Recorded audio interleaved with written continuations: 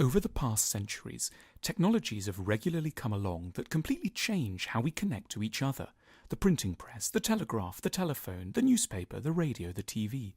All are technologies that begin social revolutions. We're living through one such revolution now. It started in 1962 with a humble, almost boring idea: connecting computers together. Today, almost 3 billion people are connected. But what kind of revolution are we going through? Well, firstly, it's fast. It took 25 years after the Gutenberg press arrived for the first English book to be printed. In its first 25 years, the telephone reached just 10% of America.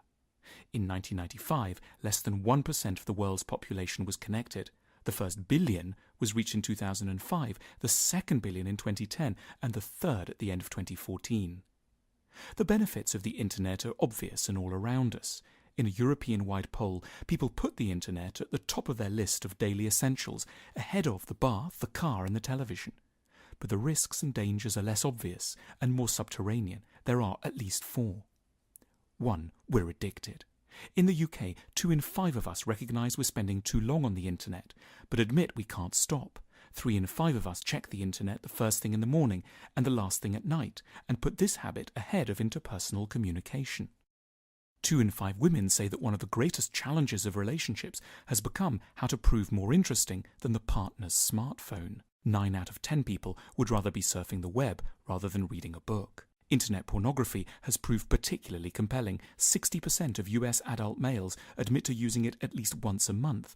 9% of males classify themselves as spending between 10 and 20 hours a week on porn. We're not neurologically designed to withstand the temptations on offer online, and this suits a great many internet companies just fine. 2. We know too much, but understand too little. The amount of information at our fingertips is unimaginably large. Every single minute of the day, Facebook users share 2.5 million pieces of content. Twitter users tweet 300,000 times. YouTube users upload 72 hours of video. 200 million emails are sent. And Apple users download 50,000 apps. Between the dawn of civilization and 2003, 5 exabytes of data was created. That much information is now created every 2 days. There is so much data that we keep having to come up with new words to describe it. The latest term is the yottabyte. This much data is overwhelming and asphyxiating. To maneuver, we have to rely on search engines. Google makes 2.5 billion searches per day. But we forget that these search engines are mechanical and highly coloured in their interpretations. For a start, they constantly direct our attention to their products, their sponsors and their affiliates. A lot of the information is nonsense. During the riots in London in 2011, the 3 most shared stories on Twitter were that the London Eye was on fire, the army was on the streets, and that a tiger had escaped from London Zoo.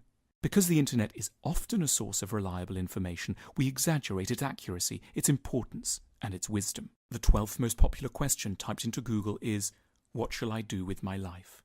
It doesn't know, but at the same time it constantly gets in the way of the conversations you might have with the one person who does, namely you. 3. Privacy is under threat. Thousands of cookies track us wherever we go. Our mobile phones log data about our movements every 5 seconds, even when they're ostensibly off. The head of the French police force proposed it's now almost impossible to commit a murder and remain undetected. We're constantly leaving so-called digital breadcrumbs on our online travels.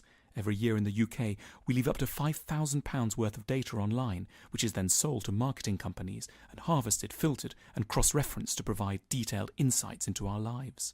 Facebook will know you're gay long before your mother does. 70% of us admit to fearing how much we've already shared. 1 in 7 teenagers in the US has sent a compromising image over the internet and had a sexual chat with a real-life stranger. A majority of European internet users are under the impression that a security service has snooped into their conversations and activities. 4. Online crime is out of control. Over the last 20 years, crime has abated in many countries. Since it peaked in the UK in 1995, it's fallen by 60%. But internet crime is exploding. In 1990, the NSPCC estimated there were 7,000 known images of child pornography at large. In 2014, American law enforcement found 42 million images on just one server. The UK government estimates that 50,000 people in the UK are actively involved in downloading and sharing images of child abuse. Online abuse and hate speech are endemic. On Twitter, 10,000 uses of racist slur terms occur a day, and 2,000 tweets are sent containing the word rape. 69% of young people in the UK have experienced cyberbullying. The police are overwhelmed.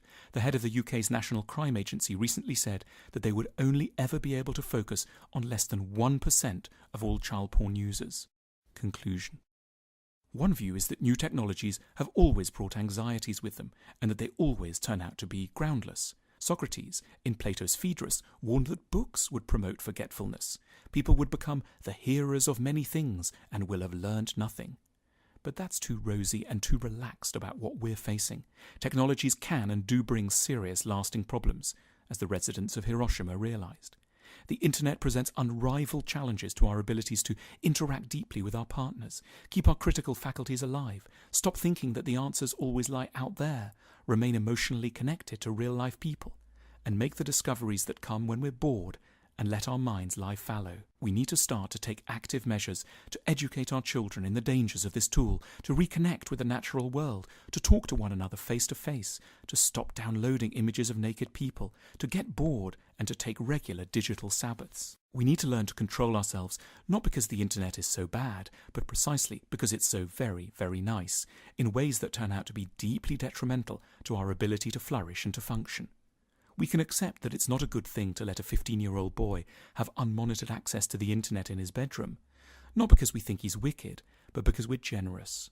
We understand that asking for self-control in those circumstances is too demanding. A similar argument applies if you happen to be 26 or 46. The internet has an unparalleled power to get in the way of almost every other important and precious thing around, starting with the rest of your life.